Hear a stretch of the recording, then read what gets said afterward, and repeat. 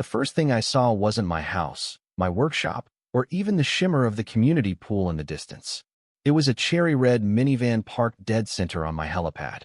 Not a little welcome mat by the door, no. I mean the full-sized, concrete slab with a giant white H that I spent weeks getting FAA approved, city licensed, and personally funded to the tune of more than I want to admit. And right there in the middle of it, like a middle finger painted in candy apple red, is that damn van. Parked so perfectly it looked like Brenda Miller had used a protractor. Now, before I dive into the mess, let me just say this: I am not a confrontational person. I'm an engineer. I like facts. I like systems. I like solving problems by making something better, stronger, more efficient. What I don't like: passive-aggressive neighborhood tyrants who think the HOA rules were handed down on stone tablets. Brenda was one of those people. I moved into Oak Ridge Hills about 6 months before this story took place. I'd finally sold the drone guidance startup I'd built in my garage, made enough to build the dream home I always wanted. A sleek, modern cube of steel and glass, a workshop the size of a basketball court, and a small helipad out back, so I could fly my Tiltrotor. That's right, I commute by air without getting tangled in traffic. It was all city-zoned, FAA cleared, and signed off before I poured a single slab. But that didn't matter to Brenda, because Brenda, bless her twisted little heart, saw me as a threat to her suburban empire. It started small, as these things often do. A letter in the mailbox, green paper, logo embossed, signed in passive-aggressive cursive. Violation, non-compliant mailbox. Apparently, the stainless steel weatherproof box I designed myself wasn't rustic enough. They wanted faux barnwood or a stone pillar. So I did what any engineer would do: I wrote a 10-page report comparing the aerodynamics, material endurance, and corrosion resistance of my design versus theirs. I attached test models, stress analyses, even a metallurgical breakdown. Never got a reply, but my mailbox stayed up. Silent win, or so I thought. Next came the gravel. Brenda caught me walking to the curb one morning, squinted at my driveway, and said, "That gravel. It's very aggressive." I stared at it. "It's crushed basalt," I said, a little confused. "It's gray." She sniffed and said, "The bylaws state earth tones only." I smiled and replied, "Basalt is literally part of the Earth's crust. Unless the Earth you're familiar with is made entirely of beige, I think we're good." She didn't laugh. Then came the poodle incident. I was calibrating a new type of sonic sensor in my workshop completely within city sound ordinances, and it emitted a high-pitched noise for maybe 30 seconds. 2 days later, I got another cream-colored envelope claiming I had emotionally traumatized her toy poodle, Sir Whimsy, and demanding I cease all non-residential industrial active Wi-Fi. I sent her a sound map, a decibel reading, and a coupon for a local dog groomer. I even signed it for Sir Whimsy's healing journey. Still no peace.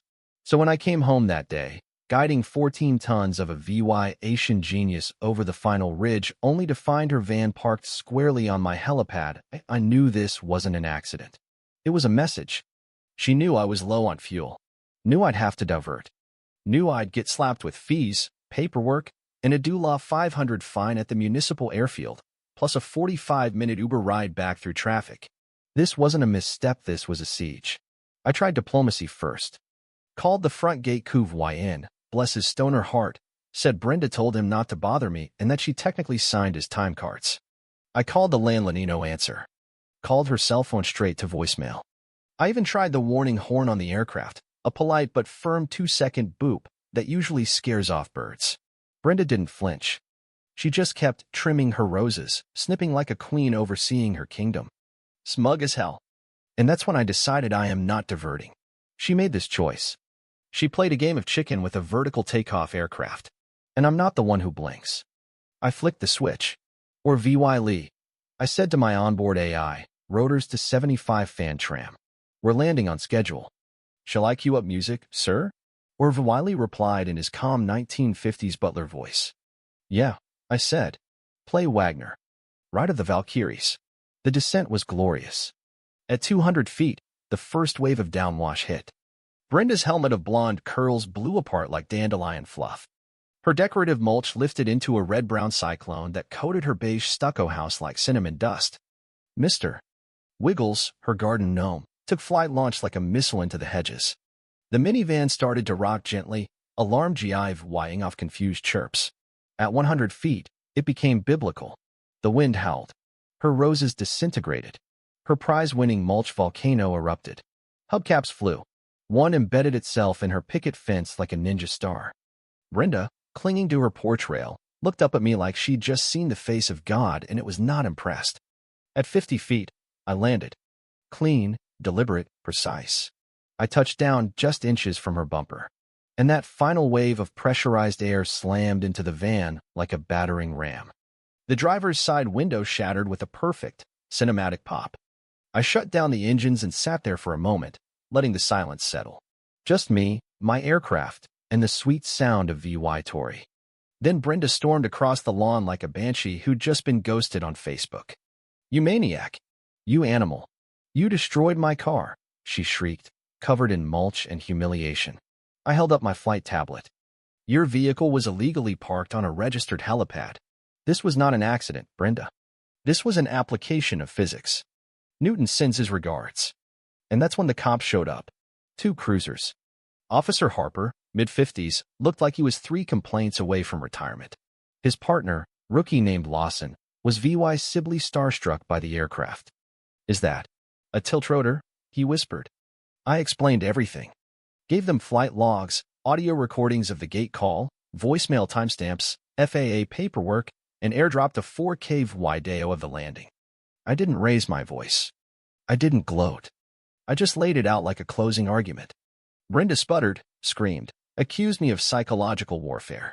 Officer Harper finally asked, "Ma'am, is that your vehicle?" She nodded, still foaming. He sighed and said, "Then I'm citing you for illegal parking and obstruction of an active flight zone. And next time you try to block aircraft operations, you might want to read the part where the FAA doesn't mess around." She paled. The word federal hit her like a cold slap. But I knew Brenda. She wasn't going to stop with a ticket and a broken window. She'd come back. With bylaws, with clipboards, with vengeance. So I called in reinforcements. His name was Frank. Looked like a Viking in a tool belt. Ran a high-end construction and security outfit. I walked him out to the backyard and said, "Let's talk upgrades." We built a retractable underground hangar hydraulic lift, soundproofed walls, reinforced roof. The helipad was resurfaced with military-grade LED landing lights. We added an 8-foot wrought iron fence with automated gates and lined the property with towering cypress trees that grew fast and blocked everything. Brenda went nuclear. Cease and desist letters, HOA violation notices, ecosystem disruption complaints. My lawyer, Miss Davenport, a legal assassin in a pencil skirt, fired back every time. Permits. County records. Botanical aphiid of YTS. Every shot she took, we blocked. The neighbors? They started showing up with beer and stories. Brenda had ticketed someone for a non-regulation wind chime. Another for HOA-ing a welcome mat that said howdy. They weren't just on my side, they were cheering. Then came the annual HOA board meeting. Brenda tried to call for the removal of my illegal airstrip. She had a PowerPoint and everything read circles, dramatic language, the works. I waited my turn, then connected my laptop. Slide 1. Oak Ridge HOA, a case study in petty tyranny. Slide 2. A graph of violations. Me, 27. Everyone else, 1.2. Slide 3. The video. The descent. The hubcap. The scream. Wagner still playing faintly in the background. Then I showed a map of her violations. Fence too tall. Wrong mulch color. Unapproved rose varietals. Brenda screamed, "This is a setup." I said, "No, Brenda. This is math." Miss Davenport stood and made the motion for Brenda's removal, citing abuse of authority and targeted harassment. The vote? Not even close. Brenda left that meeting like a defeated supervillain, clutching her binder, mascara streaked, dignity in tatters.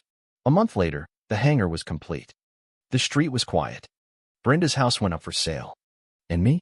I sat on my patio one evening, cold beer in hand, looking out at my glowing helipad lights. My neighbor Bill dropped by, nodded at the aircraft, and said, "So, when do I get a ride in that thing?" I smiled. "How's Saturday?" If you've ever had to deal with HOA madness or a neighbor who thought they were the sheriff of suburbia, I want to hear your story. Do you think I went too far? Or did Brenda get exactly what she had coming? Drop your thoughts in the comments. Hit that like button if you've ever dreamed of rotor washing a garden gnome. and subscribe for more real-life HOA takedowns. Because sometimes, justice comes on twin rotors and 14 tons of aviation-grade karma.